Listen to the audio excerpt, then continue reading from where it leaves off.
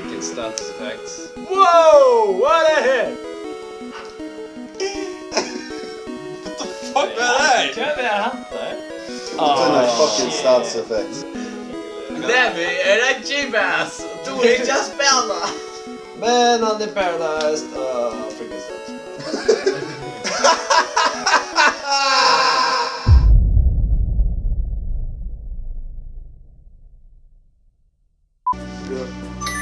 Alltså hetta, ja. Jag minns det första Pokémon Battles i mitt liv. Tey, kan du säga? Tackle. Du är också gammal med den. Jag minns att jag visste att Pokémon Battle med livet. Det var det. Så mycket det då? Just det, Han ska skicka. Nej, men det kan det inte. Det var det, det tog lite. Alltså, Loki sa han Och det ser ut som att okej, Andreas andra kan Och Kina är gott tänka faktiskt. han ser ut till att ha skill. Det kanske inte skjuts det här va? det är faktiskt ett move så är det väl ja. Nej, det är just Levi. Skjuta det.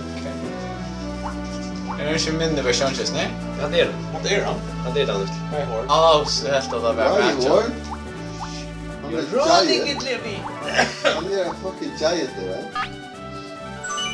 Are you kidding me? Ja, det är bara jag skudda bias, det är bara allt äpplet Andreas. Yes. Vi ska ha en chans, ja. Ja. Han tar magic card. No, det är det inte. Oh my god, Andreas! Så är det Simon som ska välja! Det har alltid känns det nära chans mot Lino och Andreas. Jag har alltid bästa via video via. Och det är Simons Pokémon Squirtle. Kör det. Jag vet inte ens. Kan det Pikachu? Fuck Pikachu. Bad alla minns, va? Thunderbolt är snart. Hur kan man vara hästen här? Ja, nu tycker jag som i onsdag. Vis. Oj. Firestone. Levi knows his shit. Jag spaltar spel för ever, dude. Det första andra skulle utvecklas till att det är den femte. Ja, det första det skulle köras för jag minns sådär. Jag skulle trada av det. Oh yeah. That's nice grass då. Jag kan det. Du hur ska det inte? Sizer? Nej, det är bara cheap. Gyarados, nice. Det är frastan. Ditto. Du är inte visst. Ja, jag passar. Men till ditt då. Nej. Vi har så trött. Vi är ett Gyarados och jag vill fitta. Jag ska inte Man där Simon. Kanske penka på Oj, så jag svär. Kanske penka på Pokémon där. Och det är bullshit där. Trees. Jag får välja ner till en cute as fuck. Cute versus crappy. Let's see who wins. Vet du, Reinhardt, nej. Okej, gärna. Det är för att balansera den som Magic Card. Fair enough. Men titta på Trutchen nu så... Arda Sort. Så... Oh. Choose wisely. Hvordan velger jeg? Ja, på hese på i landet. Du tar knapparna. Ja, så du att inte börjar vi rätt att alla Magic Card. Okej.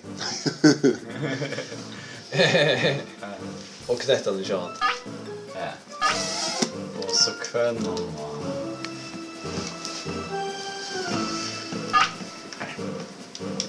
Simon huxar in. Vad han ska välja. Välkommen till Pokémon Battle! Simon och Andreas! Simon har lagt Reinhardt nu. Andreas har lagt Reinhardt nu. Simon har advantage mot Andreas! Efter Simon... Nej, bueno. Kanske Och advantage. Jag spelar granna och vi med Levi. Apparently, Andreas över... Simon... Fuck it för... Som jag var inte för långt. Simon är bra, vi... Han ber vid Toxic! Gott move tja Simon, ja. Han är ju så kraftig men. Andreas är Earthquake som är inte så very effective. Ja, bad move tja Andreas. Och han är poisoned. Yeah. Och han är poisoned. Kurvar runt den där. Och han är poisoned. Och han är poisoned.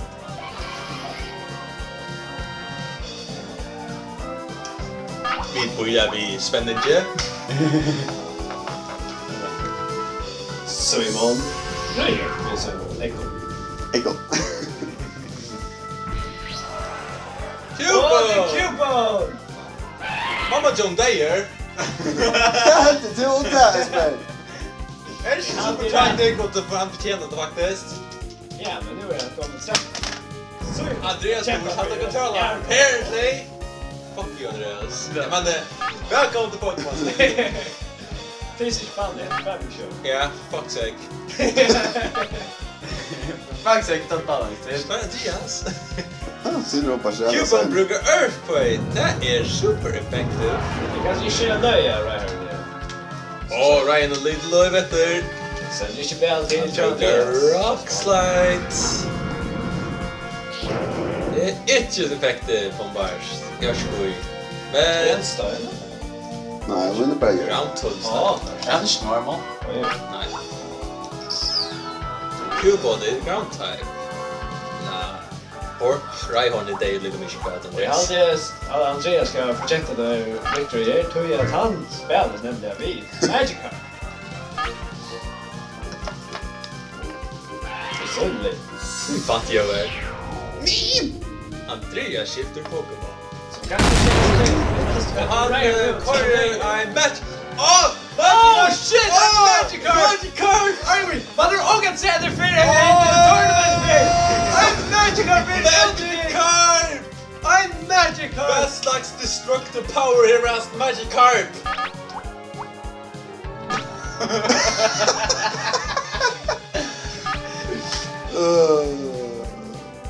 Oh shit! Splash!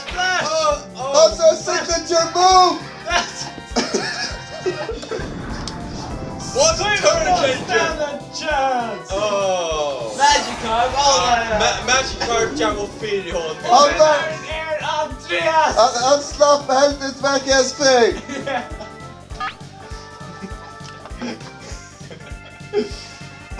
Vad är det Gasly? On Gasly!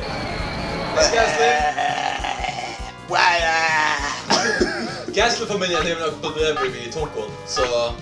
Tyvärr är det Cuba, han är deras arbetare, så han är för han brännande till en gång. Det borde jag skift. Gasly brukar confuse mig. Taking a leaf out of Levis book. Tack för det, Simon. Och det ser ut till Andrika! Levis' spirit är min röda som marst. Kört dem i banker. Det är det ska jag gå om Andreas faktiskt vann som Gasly. Explosion, attack from self-destruct by very dead. Next slash guy. Slash guy? Yeah. What? 400 power eller 400? What? Oh! Hejo! Han sa att det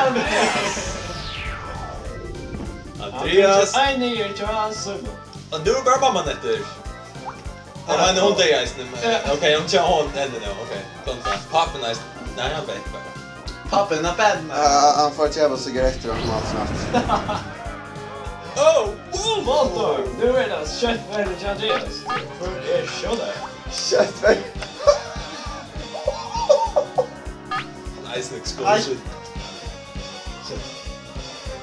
Så skräft. Into the sky! Kan man ju sparka? Lever backa. Jo, det är själv. That's some bullshit.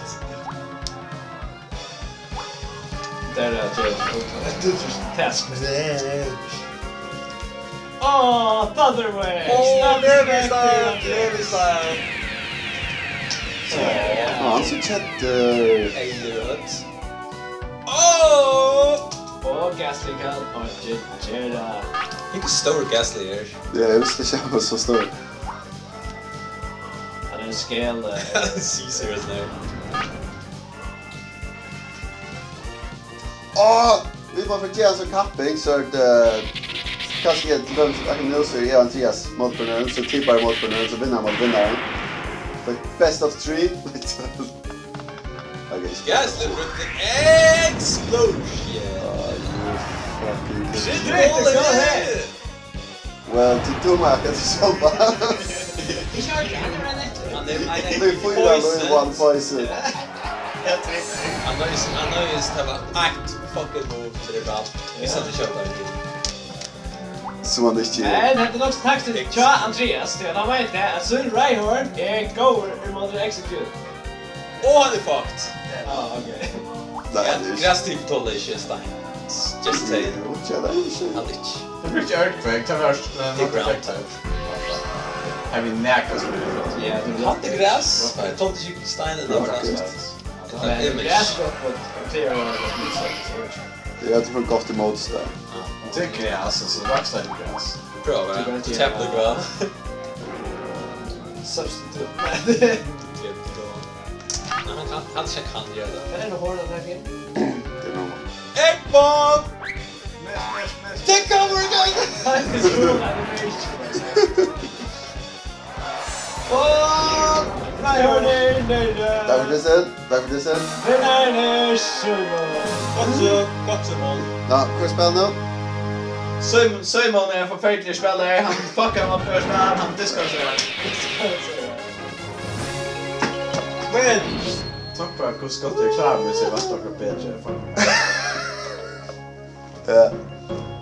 Det splashar.